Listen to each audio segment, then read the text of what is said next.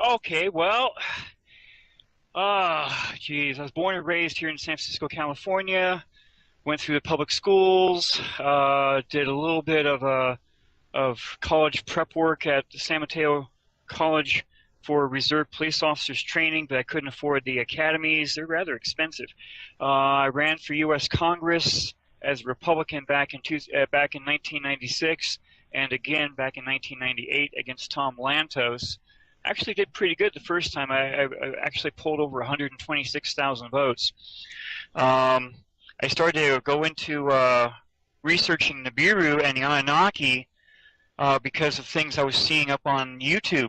Some of the YouTube videos back in 2006, 2007, they were showing sky coordinates, and they were showing something really interesting.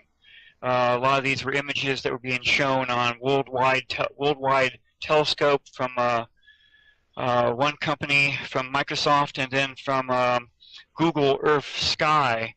Back then, they actually had several nice images that were showing something that just you couldn't see because it looked like someone took a black marker to it, you know, circling around it. And I set the sky coordinates to a friend over in NASA, and he sent me back a really nice DSS image. Now, a DSS image is a image that you would see directly through a telescope. So this image was showing 5 things orbiting around nothing. Now, your listeners probably know that a DSS image cannot show a brown dwarf. Brown dwarfs can only be seen in infrared. And later I got those images. So between that and then accidentally stumbling into NASA recording these massive, now technically all I can say is they are anomalies / UFOs. That's exactly what they call them on the internet. I can call them what I want, and I can call them that they're actually massive motherships coming into our system.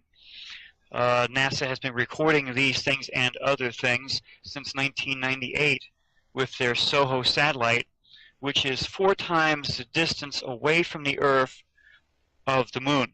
So 4 times the distance of the Moon to the Earth's out there in a Lagrange point. These are multi-million-dollar or billion-dollar camera systems. They're not like what you or I would carry in our hand and look up in the sky. Oh, that's a nice white object. That's a UFO. No, these are very good images.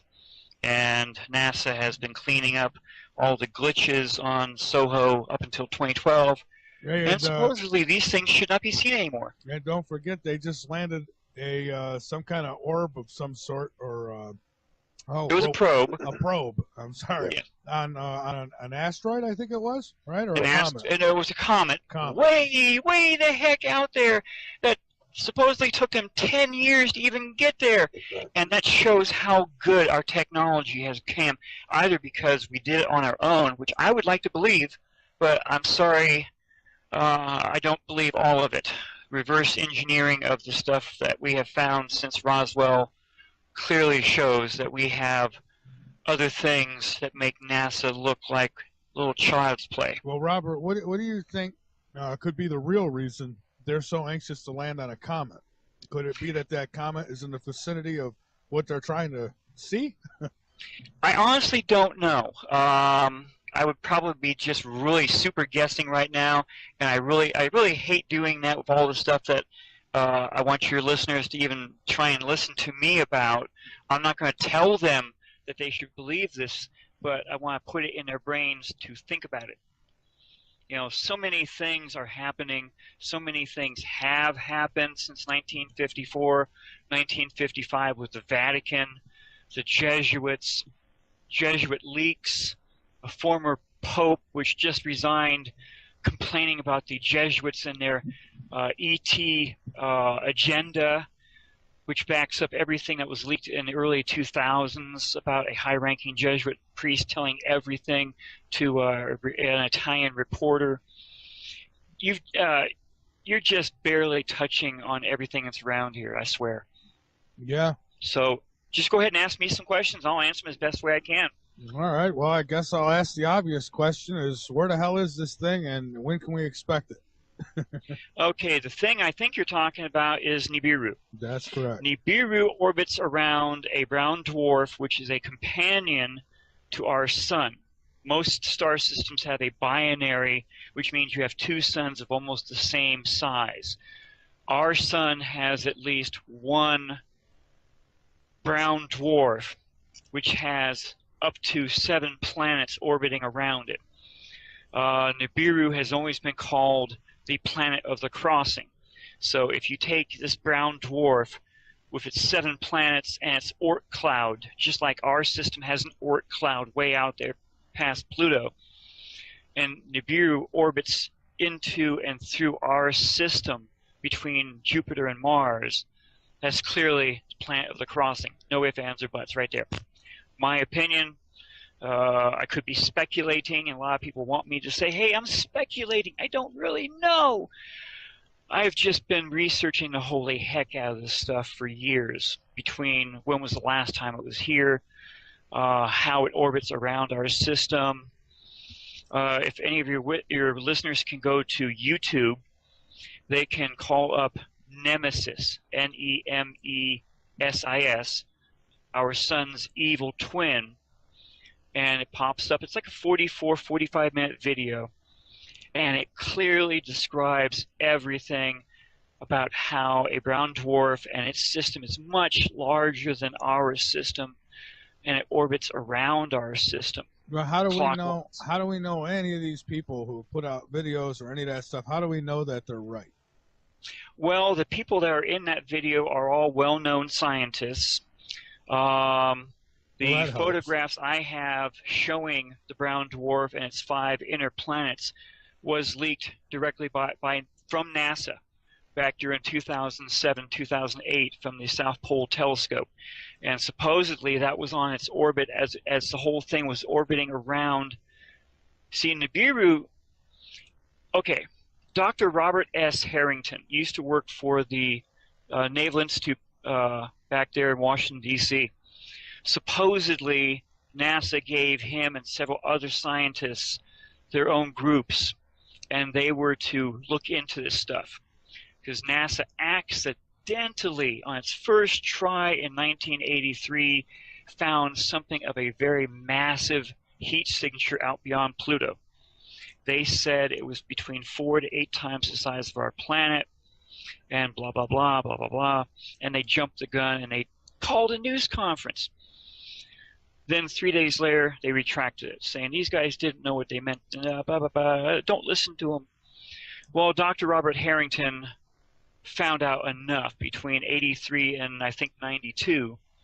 And just like in the movie 2012, when the guy from the Louvre is accidentally taken out because he was going to file a news conference, Robert Harrington was about ready to do the exact same thing. Well, you know, Robert, we see that in a lot of situations. Like, look at the woman who was in charge of the records in Hawaii. How, you know, it's kind of funny how she goes down in an airplane and gets wiped out when she knew the truth about Obama. Yeah, I've heard different there's a whole list of famous astronomers who supposedly have been looking into this thing since way back in the 50s, 40s, 60s, 70s, and anytime they started to get really super close, they accidentally died. They had this, they had that. Now, is this to say that the powers that be are taking them out? I don't know. The powers that be are dark powers, let me tell you that. Well, yes. I mean, President Truman, back towards the end of World War II and into the last part of his presidency, for one reason or another, he created Majestic 12, a very secret group that would handle anything dealing with aliens or flying saucers. Now, when President Eisenhower met with 3 alien races in 1954. Now, this has been reported on several different sites. He also had his spiritual advisor, which was then the Bishop of Los Angeles, Francis McIntyre. He had him there at the same time. And Francis McIntyre was so scared after what he saw for 2 days, he refused to be sworn that he would never talk to anyone about this, even God. Bad mistake. He raced all the way over to Rome, told Pope Pius XII that, hey, Pope, look what just happened. They actually had 2 alien races living here on the earth that you couldn't tell from anyone walking down the street. And Pope Pius put an archbishop over him and made a joint venture between the United States and the Vatican. And he actually met with the Anunnaki themselves, just like Eisenhower did in early '55. Pope Pius described them as being a warrior race. Now, what he meant by that, I have no idea, but I mean, if I were to meet, like, say, the ancient Romans, and they've got shields and the way they talk, the way they act, they were clearly a warrior race, or any of the other beings that lived way back then. So, you know, we've got this stuff, and if you just had to take that on one hand, all right, it's all BS. Someone just makes this up. But then this poor guy that actually went there to the same meetings, I think his name was Gerald Light. He actually, after signing everything, swearing this and that, and he got back home, he wrote to a friend of his, and his letter still exists. His friend died years ago, from what I understand. His wife found it, and I have a copy of that up on my webpage, which is www.starshipsaroundthesun.com. It's right there on my front page where you can actually read it. And this guy just goes into stuff that was not in any book, movie, or story at that time. He talked about the dematerialization of solid objects, and this hand-picked Western team of just the highest scientists that Eisenhower could get. They all looked like they had their jaw on the floor because they'd never seen anything like that. And that never showed up in any story until Star Trek.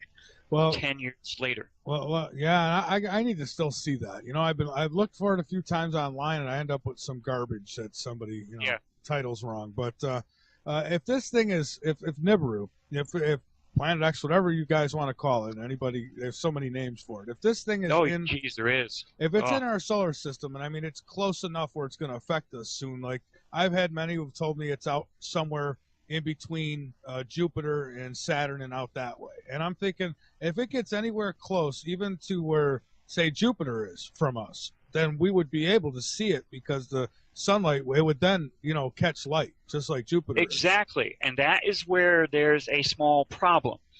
All of the ancient documents all said that the people could see a massive red thing in the skies. They could see it. It actually filled the skies from horizon to about halfway up in the skies.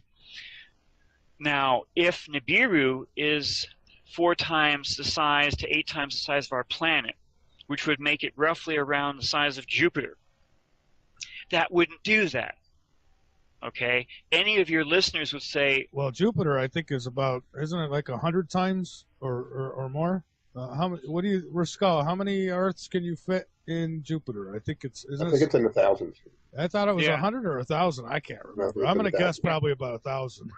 Yes. So, but the people back, and the dates are firmly locked in. The last time it came here was between 1600 BCE and 1558 BCE. It was seen for 9 to 10 days in the Earth's skies over Egypt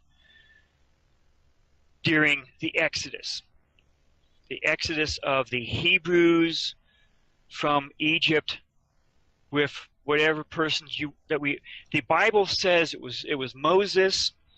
The ancient Egyptian version from Ippawar says it was a priest prince from the inner courtyard of Pharaoh who led the slaves and evildoers out of Egypt while all this stuff was happening. And in his account, he describes exactly what's in the Bible. Exactly. Except for all the stones coming down. They destroyed the palace of Pharaoh, which was a Hyksos pharaoh, not an Egyptian pharaoh. The Hyksos ruled Upper Egypt between the 12th dynasty and the end of the 17th Egyptian dynasty. You know, what if these pyramids actually were designed for certain selected people to survive the apocalypse? What if these were, what if these are like the underground bunkers our governments are doing now? You know, what if it's something like that? It's hard to say. A lot of scientists have been saying that the pyramids were actually some kind of a power source. Reading Lost Book of Enki by Sitchin, they never mention it in there, but they do mention that these hills were made there in Egypt. They called them hills in the books in the Lost Book of Enki by Sitchin. Now, in the stories from ancient astronauts, there was one show a while back where this one gentleman, he found out that a pyramid shape actually gives off a form of energy that kind of looks pointing skywards. I'm sorry. Go ahead. Oh no, we're good. Well, I was going to say something. Oh, okay. Rascal was going to say something. Go ahead. I was going to share something with you. I've done some research on the pyramids because it intrigues me because I touched a pyramid as a child. I was born in Cairo. I was born in Egypt, and my dad took me out to see the pyramids, and I touched it, and I got a very, very strange feeling. And it was unique because my dad touched it and didn't feel it, but I touched it, and it wasn't my imagination. There was a unique energy there, and so I've done some research on them, and I've found that according to one of the documentaries that I read and watched, they did generate electricity. We found that the Nile was actually much, much closer to the pyramids than it is now, that over the centuries it has moved away. But they've also shown, scientists have shown, that if you have running water and sunlight, you can generate electricity. And that's exactly what they had. They had running water, sunlight, and then they had probes. If you look at the diagrams of the pyramid, you'll see that the pyramids go down underground as well. Yes. That portion that went underground had something to do with the generation of electricity. Along with that, it also generated a frequency that would give people, generally speaking, a euphoric feeling. And from what I understand, this feeling or this resonance that went out was over a span of over 40 or 50 miles. So anybody who lived within 40 or 50 miles of the Great Pyramids always had this euphoric feeling. It was almost like being on drugs, where you didn't need to be on drugs because your body can manufacture that drug, and through this resonance, your body's manufacturing that drug. Yeah, understood. Yeah. Now, what happened during Ipawer's account was very clear. It was the Egyptian account. He was a highly trained Egyptian scribe, and what he did was he wrote down everything he was told and what he heard. Everything was happening just like as you heard in the Bible. You had the fire from the sky, you had this, you had that, and the same accounts were being told by Ipawer. Ipawer also said that as they were leaving Egypt, ash was falling down on them. Okay, so it took 7 days. So Nibiru was in the sky between 9 to 10 days.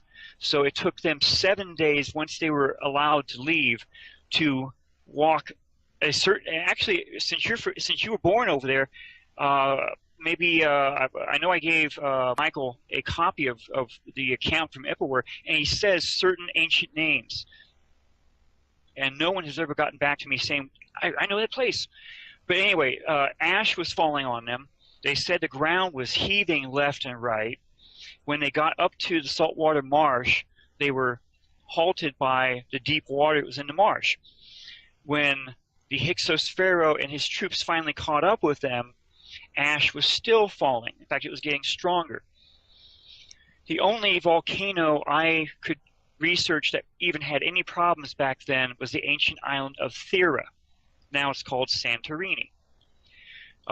During the just before Pharaoh went after them, they said the ground rose underneath the saltwater marsh, allowing the water to drain away.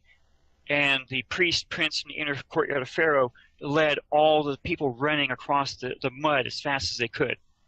But a hind-end group stayed behind, and when Pharaoh and his army went after them, they had a very mixed battle right there. Ipawer's account said they were being slaughtered left and right. Then they were all paused because as all this was happening, they're hearing the sound of 10,000 trumpets in their ears. Massive sound. But a truly massive sound, a massive roar, even knocked that out of the air. That was Thera exploding. Because not long after that, a massive tsunami came in and ripped up rocks from the water and killed Pharaoh and washed away the Egyptian the chariots and stuff. Now, anyone that's done any research, the chariots were found on the Red Sea bottom about 20, 25 years ago. They're all gold lined, and they date to almost exactly the end of the 17th dynasty, which was when all this happened. Akhmos I became the first Egyptian pharaoh to reunite Upper and Lower Egypt, and after a certain point in time, he created a stela. A stela is a huge stone or granite type block, and it describes everything that Akhmos I had to repair. A lot of things were undermined. If you can believe it, and it's hard to believe in today's thing, this massive, I call it displacement wave, because Thera blew itself apart. It washed over Crete, pushing Knossos' palace about 200 feet to one side. And it went straight down to Egypt, and probably a lot of other areas, but it flooded. It flooded a good part of Egypt. Okay? Now, this was all described in the Tempest Stela of Akhmos I. This stela was found. It was all broken up at one point, and they used it to fill up this one cavity area in these the brand new stuff they built. And it was actually copied back during the 1800s, and it has never been looked at. Pardon? Oh, no, I'm sorry. I was clearing my throat. Go ahead. So in the lost book, in the Tempest Stela of Akhmos I, in Egyptian hieroglyphics, not a translation, but in the hieroglyphics, which are very easy. If you know Egyptian, you can clearly have it translated. He says all this stuff was damaged, blah, blah, blah. And oh, by the way, the pyramids had collapsed. Well, I think those pyramids, there's something special about those things because, for one, they're all over the planet. And I think there's a reason for it. I think it has something to do with some kind of chosen people. It was a power source. It was a power source. The Russians, they have several sprites coming from the top of massive thunderstorms going and discharging straight up into the atmosphere. Okay? Now, about 10, 15 years ago, NASA found out that there's actually what they call a hyperbole or a wormhole that comes from the sun, and it sends energy to each of the planets. This thing hits the Earth, and it either takes energy from the Earth or puts energy into the atmosphere. So the Anunnaki, or whomever was here a long time ago, they had the ability to use that energy that was being put up from the pyramids up into the atmosphere and from the sun to our own Earth's atmosphere, all that energy that's around our planet. That's my theory going on what has been told in Ancient Astronauts and what I've been able to research on my own. Okay, fair enough. We've got a call. We have Ira. Ira, welcome aboard. Thanks for being patient. Hi, guys. Oh, no problem at all. Riskala, I wanted to say definitely you're right on as far as the energy source, and you too as well, that the pyramids are definitely an energy source. I mean, the Russians actually have done some experiments with using pyramid power as well, with how it changes the emotions and the moods of people that go into them, and even things that they put into those pyramids can sort of change the energy levels of the items that go into it. So I have a little pyramid here that Sherry and Len sent me. A nice little pyramid. It's got all kinds of metals in it. Like an orgone kind of pyramid? Yeah, that's an orgone generator. Yeah, I made one of those before, and it works really well in our house as well. Yeah, we use it. I wanted to play devil's advocate, though, as far as this Nibiru thing goes, and kind of maybe put this out and see what your guest thinks about this. Instead of, I kind of take the viewpoint of not necessarily a planet or a sun being involved in the situation, but Well, first off, we're not actually in the Milky Way. We're actually in Sagittarius Galaxy, which is crashing into the Milky Way. Science has announced that quite a few years ago, that the Milky Way is actually not where we originate from, but we're actually from the Sagittarius Galaxy. We're sort of crashing together into each other. And essentially, what we're doing right now is we're going through an area of space that is much more energetically active, that there's a lot more materials, a lot more denseness to it, and that's what's causing the planets and everything around to heat up, to go, heating up, because the sun has a heliosphere that it's essentially a bubble that surrounds the whole solar system in the Oort cloud. And since we're going through this dense particle field, the sun has kind of compressed that heliosphere downwards to protect itself better, leaving the planets a little bit more exposed than what they once were. And so that could be an explanation as to what is happening planetary-wise right now. Yes, the global warming thing, we're contributing maybe a minuscule percentage towards it, but I'm sorry, your SUVs and the cows farting into the wind are not changing the climate on Mars. I was just going to say, that's absolutely, that global warming is a big farce. I mean, there's changes happening, but it's got nothing to do with the SUVs or the airplanes or any of that stuff. It's got to do, I know one thing that has to do with it, and that's what we're doing to this planet with the chemtrails and the fracking and the oil spills and the radiation. So, I mean, that's one that's affecting our weather, but there could be another outside force as well. That's kind of what I'm contending with as well.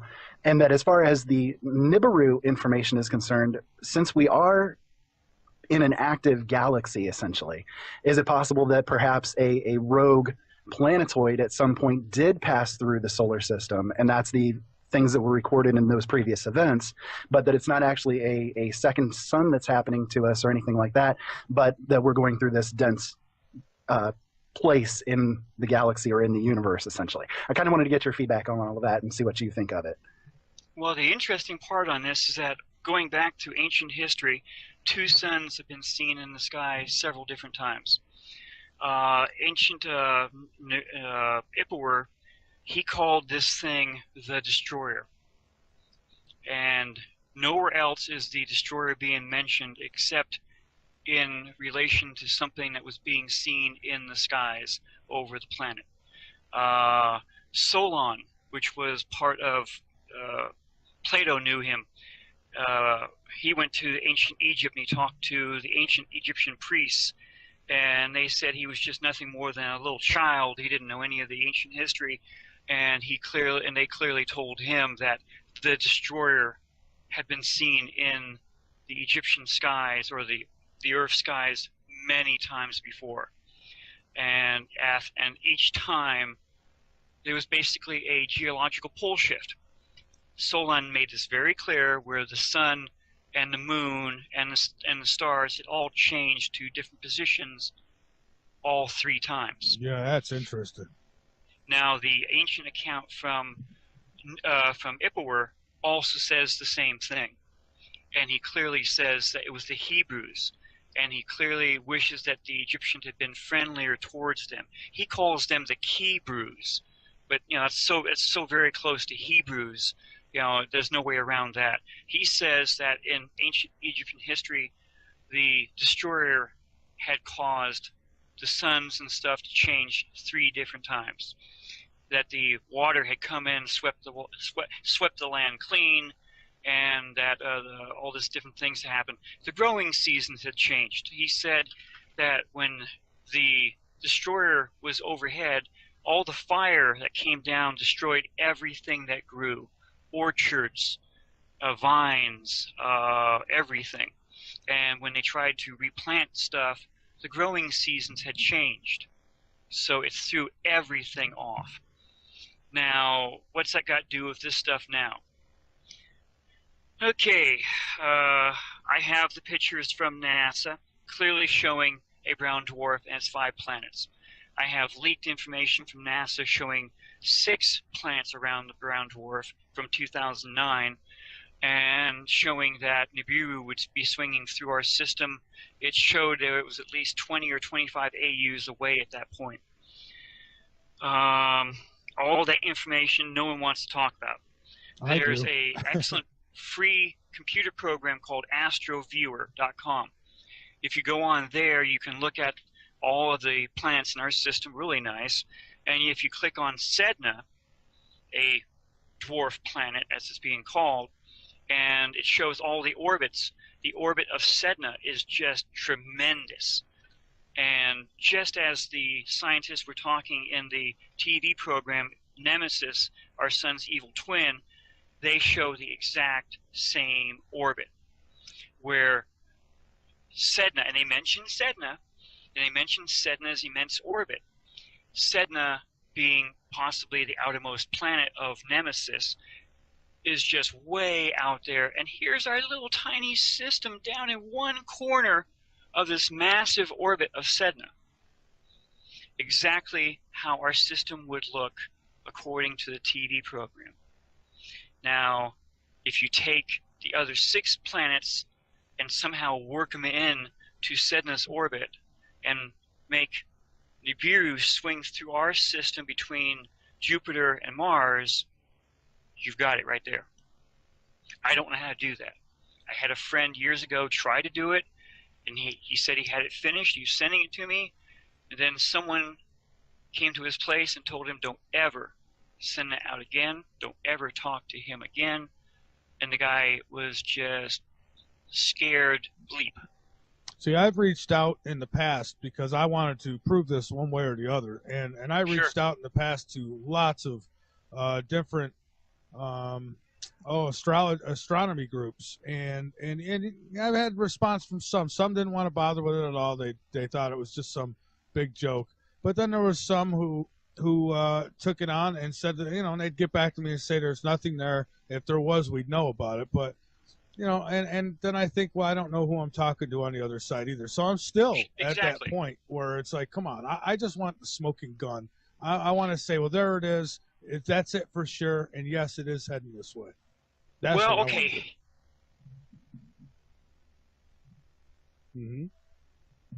Started writing about how the warlords back around 1600 BC were fighting amongst themselves.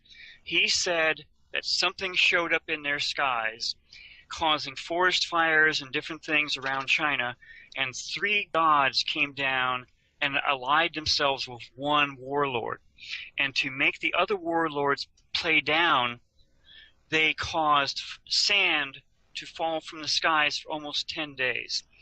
Massive heat, massive cold, and all this other stuff, and all the warlords, they were laying on their bellies, okay? That was his account. That goes from about 1600 BC. If you go even further back, you have Emperor Yahoo, Y-A-H-O-U. Oh, I remember that. Yeah, Yahoo. And he talked about something coming out of the sky from the constellation Ying. I guess they had 2 constellations, one for constellation Yin and Yang, probably the twins. And this thing caused massive forest fires, massive heat, massive cold, and the oceans topped the high mountains of China, just like in the movie 2012.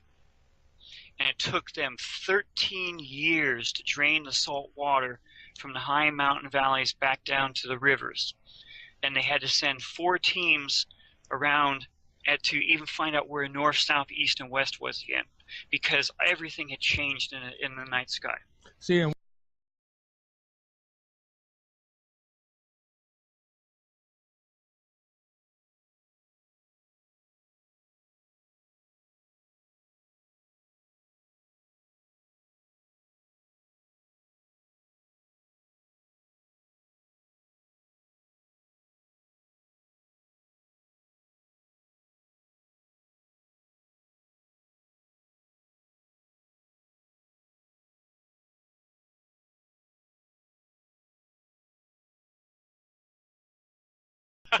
Okay, well, geez, I was born and raised here in San Francisco, California. Went through the public schools. Did a little bit of college prep work at the San Mateo College for reserve police officers training, but I couldn't afford the academies. They're rather expensive. I ran for U.S. Congress as a Republican back in 1996, and again back in 1998 against Tom Lantos. Actually did pretty good the first time. I actually pulled over 126,000 votes. I started to go into researching Nibiru and the Anunnaki because of things I was seeing up on YouTube.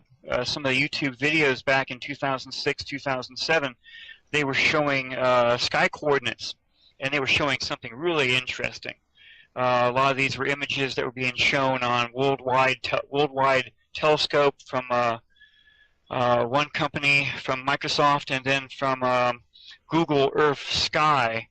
Back then, they actually had several nice images that were showing something that just you couldn't see because it looked like someone took a black marker to it, you know, circling around it. And I set the sky coordinates to a friend over in NASA, and he sent me back a really nice DSS image. Now, a DSS image is a image that you would see directly through a telescope.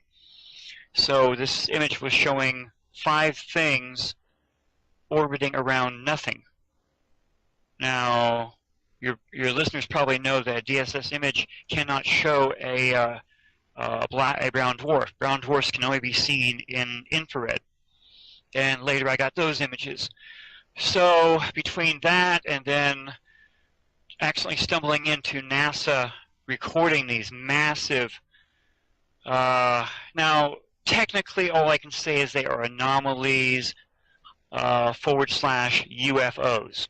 That's exactly what they call them on the internet. I can call them what I want, and I can call them that they're actually massive motherships coming into our system. NASA has been recording these things and other things since 1998 with their SOHO satellite, which is 4 times the distance away from the Earth of the Moon. So 4 times the distance of the Moon to the Earth's out there in a Lagrange point. These are multi-million-dollar or billion-dollar camera systems. They're not like what you or I would carry in our hand and look up in the sky. Oh, that's a nice white object. That's a UFO. No, these are very good images. And NASA has been cleaning up all the glitches on SOHO up until 2012. And supposedly these things should not be seen anymore. And don't forget, they just landed some kind of orb of some sort, or it was a probe. A probe. I'm sorry. Yeah. On an asteroid, I think it was, right? Or a comet. And it was a comet. Way the heck out there.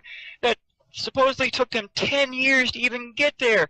And that shows how good our technology has come, either because we did it on our own, which I would like to believe, but I'm sorry, I don't believe all of it.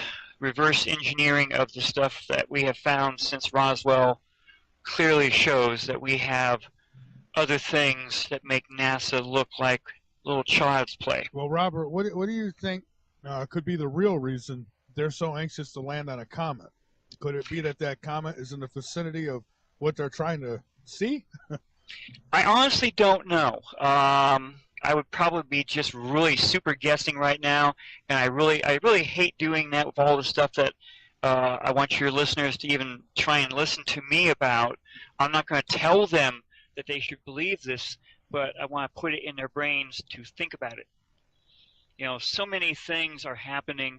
So many things have happened since 1954, 1955 with the Vatican, the Jesuits, Jesuit leaks, a former pope which just resigned, complaining about the Jesuits and their ET agenda, which backs up everything that was leaked in the early 2000s about a high-ranking Jesuit priest telling everything to an Italian reporter. You're just barely touching on everything that's around here, I swear. Yeah. So just go ahead and ask me some questions. I'll answer them as best way I can. All right. Well, I guess I'll ask the obvious question: is where the hell is this thing, and when can we expect it? Okay.